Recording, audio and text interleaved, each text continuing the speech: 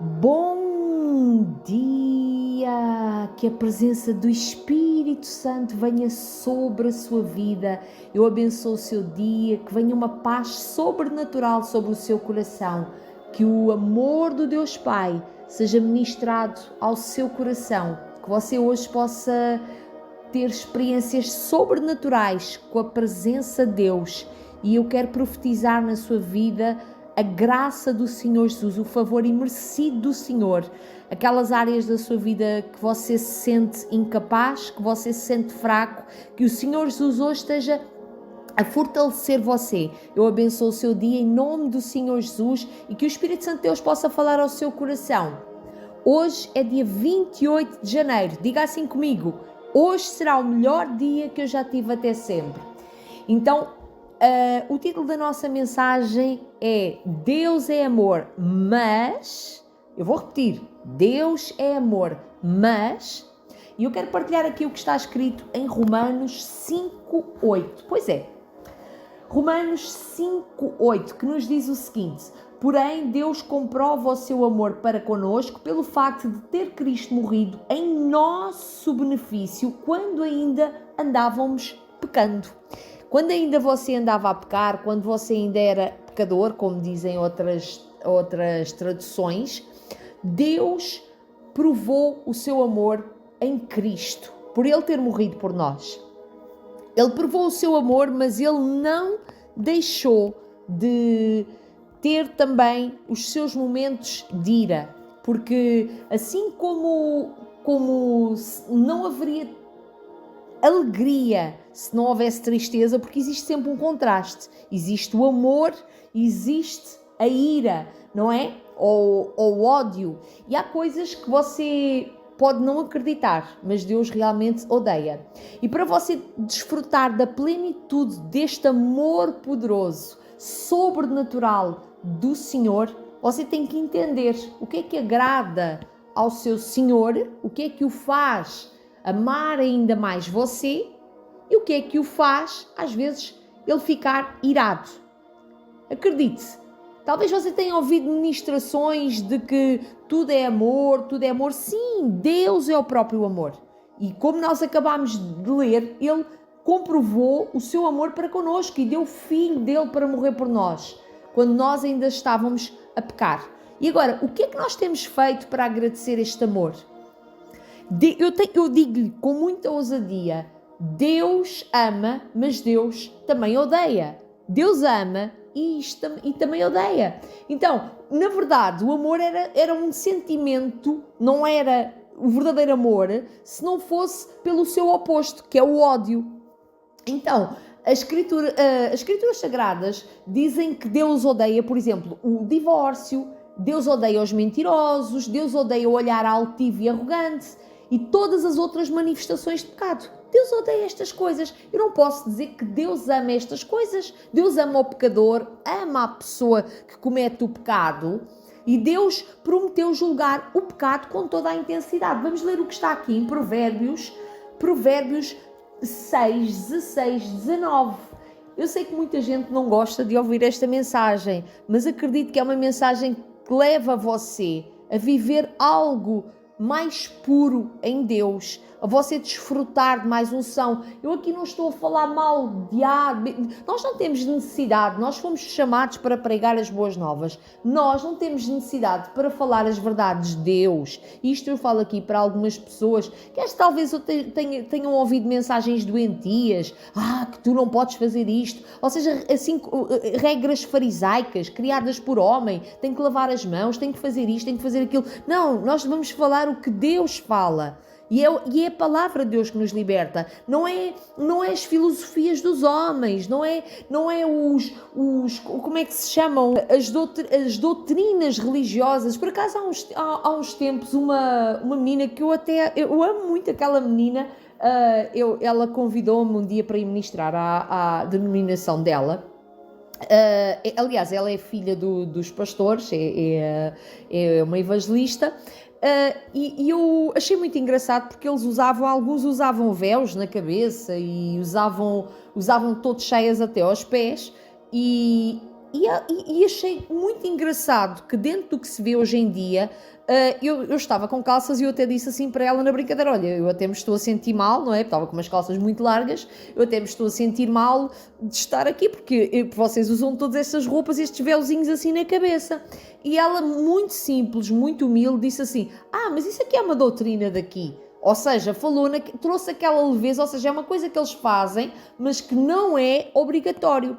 Entende? Então às vezes você pode ser condenado por coisas de homens que vão ser agressivos, não tem nada a ver com a leveza desta menina. Há pessoas que obrigam as pessoas a fazerem certas e determinadas coisas e dizem que Deus não está alegre, e isso não está escrito nas Escrituras Sagradas. Mas agora, dentro das Escrituras Sagradas, o que eu lhe vou ler é as Escrituras Sagradas. Não pode-se dizer que a pessoa que, porque está a congregar, mora lá num país, não tem uma igreja, porque está a congregar em online, é pecado. Não, essas pessoas os pregadores online vêm até para abençoar muita gente. O próprio Jesus disse para os discípulos, quem não ajunta, espalha. Então, só porque não estão no mesmo grupo, então tem que se ter muito cuidado com seitas religiosas e farisaicas que levam mensagens de medo para as pessoas, mas não estão a falar a palavra de Deus em amor, entende? Então eu quero falar o que Deus aqui fala de que o irrita a ele, não é as coisas que os homens criam. Por isso é que o homem tem que ler as Escrituras, o homem, a mulher, a menina, o jovem, nós temos que ler as Escrituras Sagradas. A verdade nós conhecemos e a verdade nos liberta. Então eu quero trazer aqui esta mensagem com alguma leveza para o seu coração, entende? Então, Provérbios 6, 16, 19, que diz, há 6 atitudes que o Senhor odeia. Então está aqui escrito 6 coisas que, por exemplo, isto são exemplos que o Senhor odeia. Ele detesta olhos arrogantes, língua mentirosa, mãos que derramam sangue inocente, coração que maquina planos perversos, pés que se apressam para fazer o mal, testemunha falsa que espalha difamações e aquele que provoca contendas entre os irmãos. Então, aquele que provoca contendas entre os irmãos, por exemplo, aquelas pessoas que falam dos ministérios online, do pregador X, do pregador...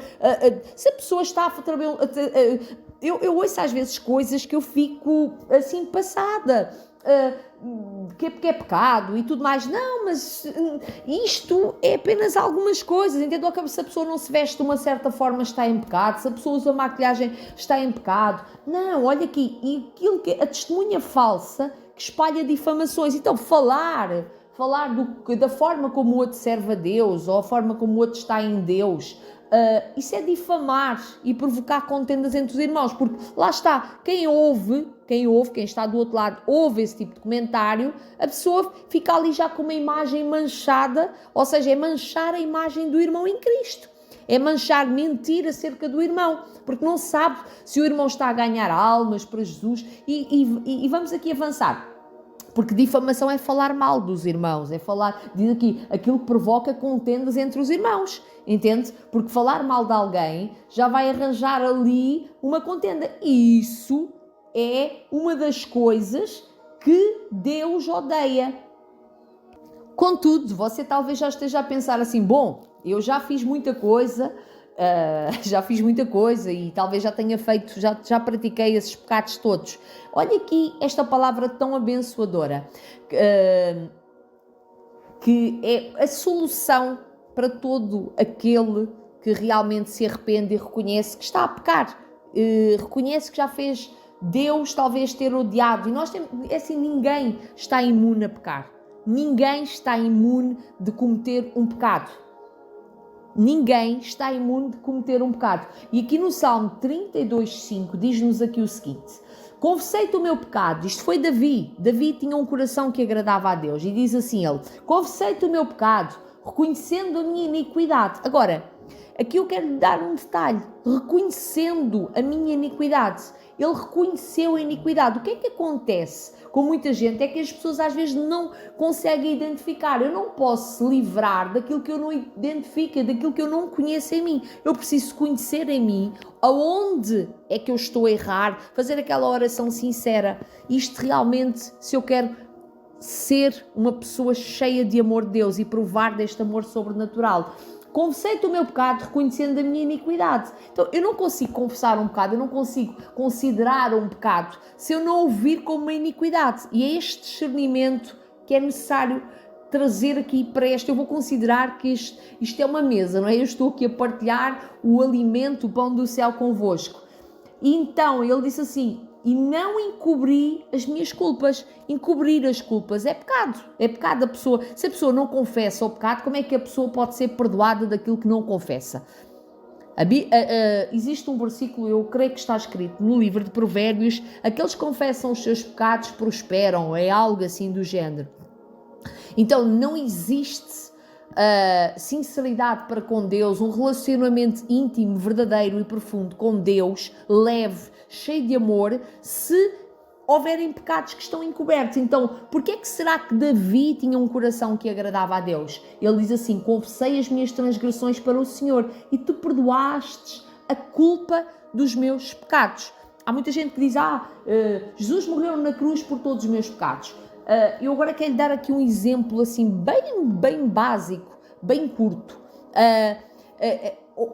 Por exemplo, alguém que está dentro de uma prisão, essa pessoa foi ministrada lá dentro, alguém foi lá e falou de Jesus para essa pessoa, mas essa pessoa matou várias pessoas, foi um assassino. Preste atenção ao que eu lhe vou dizer. Essa pessoa, porque eu quero dar aqui vários exemplos para que você entenda. Ou seja, essa pessoa matou várias pessoas, mas ela conheceu Jesus ali e aceitou Jesus como único Senhor e Salvador. E Jesus perdoou o pecado dessa pessoa. Mas se essa pessoa não tiver consciência do que realmente fez é errado, não confessar a Deus, o que eu fiz é horroroso. Se a pessoa achar que aquilo foi natural, porque é o que existe muito aí. A pessoa não se chega a arrepender de certas e determinadas coisas e continua a fazer. Se a pessoa não olhar para isso e vir isso como um erro, a pessoa vai continuar a fazer o mesmo. Porque não entende que Deus é amor, sim, Deus é amor, mas... Agora aqui continuando também uma coisa que muita gente, muitas vezes traz frustração para alguns cristãos, que é o facto... Eu sei que Deus faz milagres, sim, Deus faz milagres e maravilhas na vida das pessoas. Mas como eu estava a dar aqui exemplo deste presidiário que conheceu Jesus, não é? E essa pessoa arrependeu-se, sim. Essa pessoa arrependeu-se verdadeiramente, reconheceu que aqueles assassinatos, aqueles homicídios que cometeu, que entristeceram o Espírito Santo de Deus. Isto não quer dizer que Deus não possa reduzir a pena da prisão.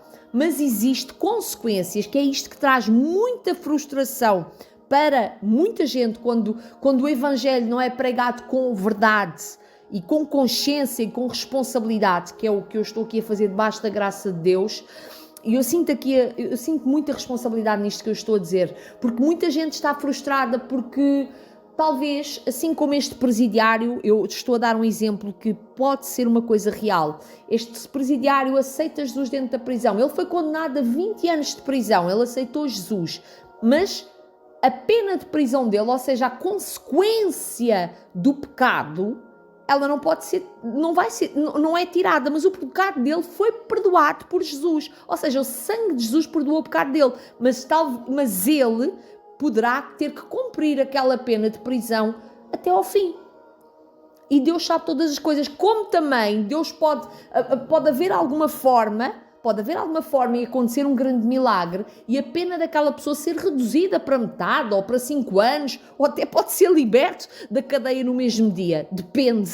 Depende, entende? Então às vezes as pessoas pensam assim, pecaram e está tudo bem, não se arrependem, deixa andar, e Jesus é obrigado a libertar a pessoa às vezes de consequências, e as pessoas depois pensam, Deus não me ama. Então, Deus é amor, mas tudo isto que eu acabei de explicar, entende? E então que esta mensagem traga graça, traga amor, sabe? Deus é amor, mas Ele é justo, Ele é muito organizado, Ele é muito maravilhoso, e Ele tem amor para dar às pessoas, mas Ele também não gosta do pecado, Ele gosta de si, você que está a ouvir esta mensagem, mas Ele não gosta do pecado. Então eu gostaria de orar por si.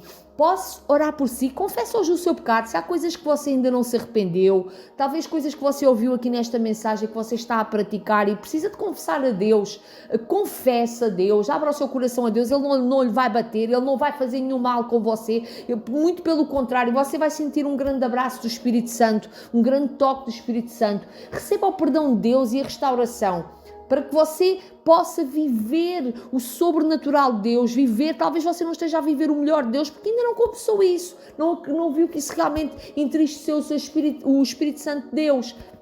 Talvez foi ministrado também de uma forma errada. Então, e que você possa ser útil para Deus e desfrutar mesmo, mergulhar neste amor. Eu posso orar por si? Paizinho querido, Senhor, o Senhor é fiel, o Senhor é um Pai bom, o Senhor é um justo juiz. Senhor, nós vimos hoje aqui diante do Senhor com arrependimento e tristeza nos nossos corações, Pai.